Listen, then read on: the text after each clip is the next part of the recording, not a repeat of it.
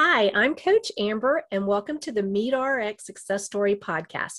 Today we have a special guest with us, Cindy. Welcome, Cindy. Hi. I hope you're doing well. Yes, I'm doing great. Awesome. Okay, so let's get started.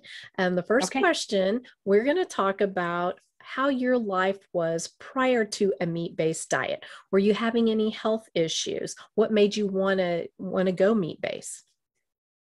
Well, actually, my longer story, which I'll try to keep it really short, is that I started wondering about my health, more about it was all about weight, losing weight. I found myself in 2002. I was 40 years old, a little over 40, and I was over 300 pounds. And yeah, and I did the Atkins diet and I stuck pretty much to that for several years and I lost 120 pounds. But then, life just kind of continues on and um, I never really went off the rails completely. I mean, I would have slip ups here and there where I would, eat things that I know that I shouldn't, didn't make me feel as good. Um, Anyways, over the next 15 years, I found myself somewhere between 30 and 50 pounds heavier. And I was starting to get uncomfortable again. My husband's always been the researcher. He found the Atkins diet. Then it was paleo or primal, and we did Whole30. We did all the things. I mean, just lots of different things. I did Weight Watchers years ago, well before even Atkins. But anyways, so found myself 30 to 50 pounds overweight. And that was probably about by 2015. And then in 2018, again, searching, I'd had back surgery, I'd had knee surgery for various issues. And my husband, again, saw a Joe Rogan show with Jordan Peterson. And that led him to ShawnBaker and what's this all about? So that was July 18th of 2018. And I was about 50 pounds heavier than when I was, prior back in the early 2000s. And let's do it. Let's try it for a month. Let's just see what happens, and I was expecting to lose weight because I was still, pretty heavy and I was eating a lot of sugar and all that was, we left that all out and no sugars or anything like that. We just ate meat. And within a month we were like, I don't know that we want to go back. We did it for a month like everybody else, I'm going to do this for a month. And then, well, 3 years later, but yeah, within a month, I was feeling better. I'd lost some weight, not a whole lot. It wasn't impressive, but it was, and I felt good. And I originally was having trouble getting down on the floor. The arthritis was probably my biggest issue. As I got older, arthritis was probably the biggest thing that I was having to deal with. I was limping around the block because I was going to continue moving. My mother ended up in a wheelchair and I wasn't going to do it.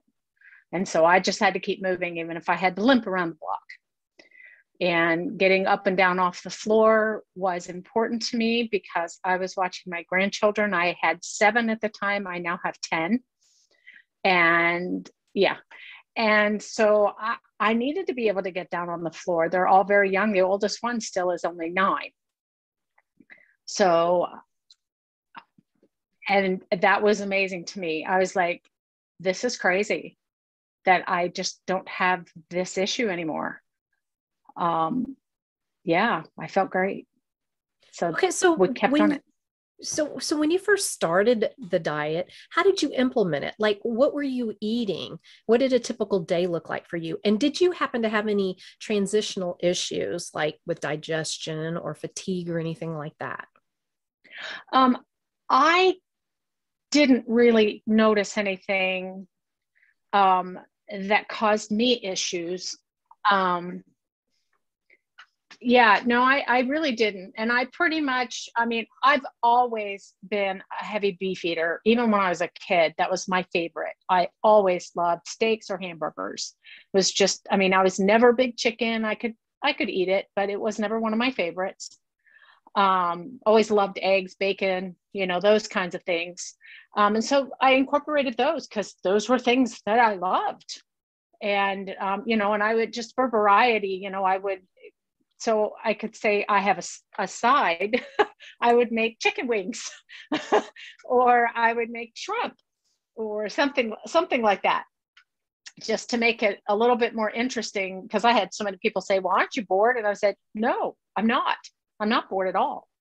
I feel great and I eat as much as I want to when I want to eat it.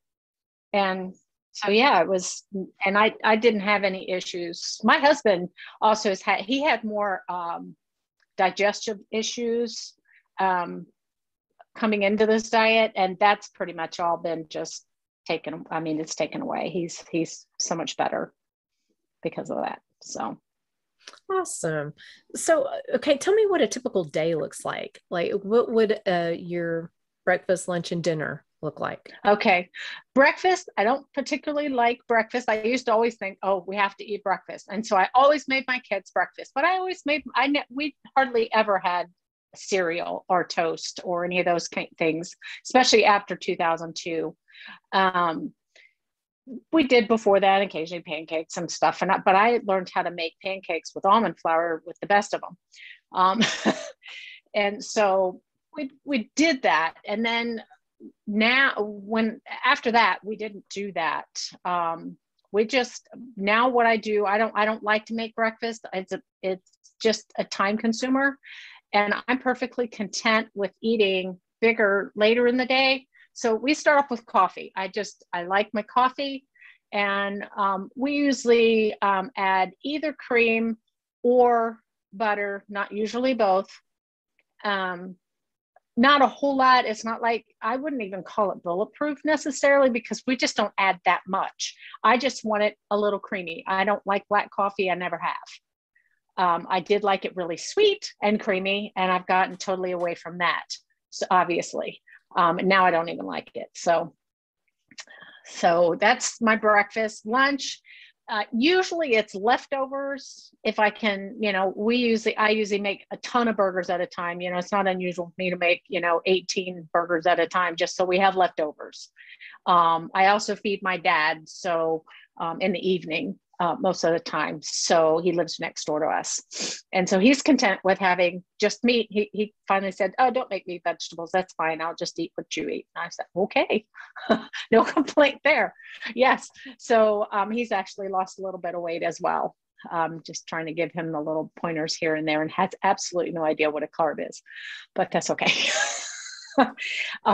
So then, and for dinner, we do either steaks or burgers as usual. We try to have breakfast because that's one of our favorite meals once a week for dinner. Don't usually have a whole lot of leftovers for that, but I've always made plenty of burgers the day before. Sometimes we throw in some shrimp here or there just to add a little variety, or wings. Wings is never a meal. It's always like a side. So it's usually beef. My husband doesn't particularly care for pork. So if we do, except for bacon and sausage. So if we do pork, my dad does like it. I like it. And we'll do ribs, but it's usually a side with burgers or a steak or something. So that's pretty much typical. Awesome. That sounds very similar to what I do. Okay, so now you have talked a little bit about the benefits you've noticed, but go over some other things that maybe you didn't talk about yet, some improvements, whether it's mood improvements, energy, or just feeling better all around. Yeah, I definitely feel better all around. My mood has improved. I used to suffer from the seasonal affective disorder. February, I hate February. It's probably my least favorite month. It's just depressing and awful. And if we can, we try to head to Mexico. And going on trips actually has been, especially we go into resorts. you can eat all the meat you want. It's not a problem. So going to Mexico this year was great. Just you go through, it's all buffet basically, and you just eat as much as you want.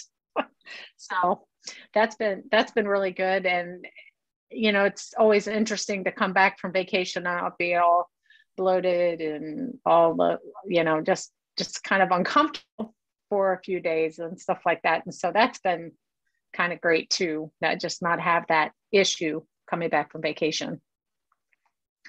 So. And what about your energy? Have you noticed any big difference there? Not terribly. That's probably about the same for me. I've always had a bit of energy, and I go through spells, you know.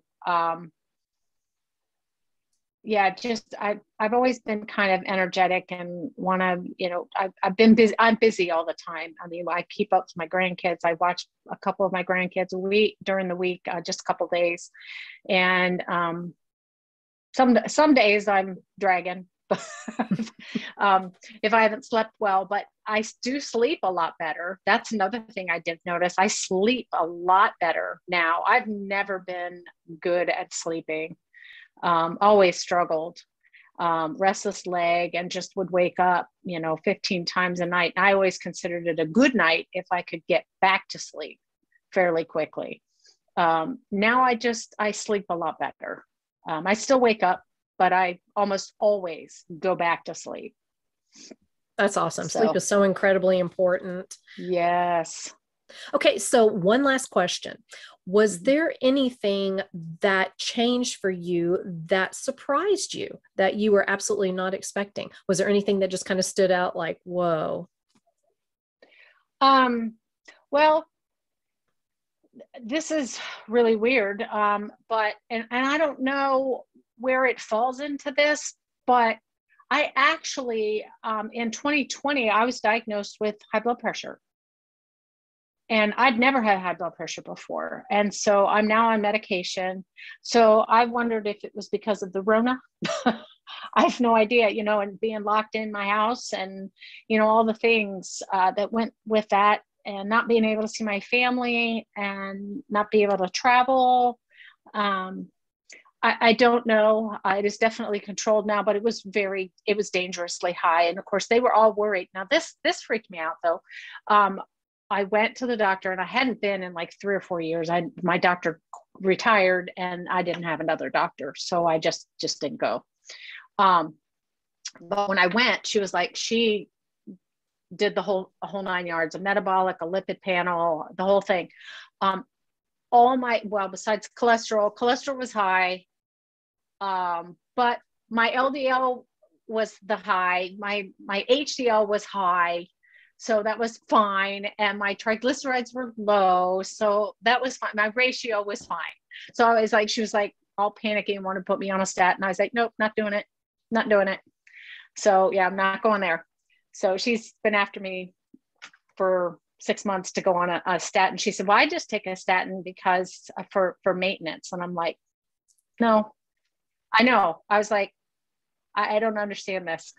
I just don't understand that. But anyways, but my kidneys were fine. Everything was just fine. My vitamin D level, she's even told me, don't take any more vitamin D, because I would take it in the summertime. I mean, in the winter time, because, you know, I live in a climate where it's cold, and I know I'm not getting the sun I need, but, it was like 130 or something like that. And she says, maybe you should stop taking it. And I thought, well, I haven't really been taking it now anyways, because it's summertime and I'm out in the sun. As you can tell, I'm very tan.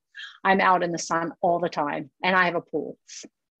But all my levels were great, except for she didn't like the cholesterol thing. But anyways, and I went and had a CAC scan done, because just to give her a little bit of, you know, happiness and stuff. I said, let's just do it. Why not? And so she sent me to a cardiologist, and I went and had that. I don't remember exactly what it was, but it was minimal. There was some buildup. It wasn't zero. I was kind of disappointed, but it wasn't zero, but it was low. And she said, there's no problem. He was fine with it too. So those were the main things. I was like, kind of interested about my, my levels of various things. So.